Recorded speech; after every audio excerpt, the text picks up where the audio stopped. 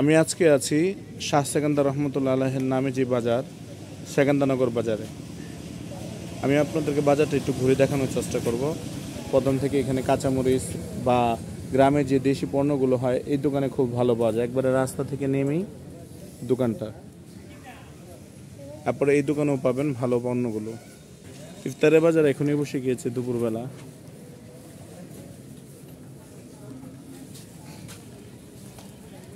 পান, সুপারি, মুদি দোকান সবই আছে মোটামুটি এদিকে।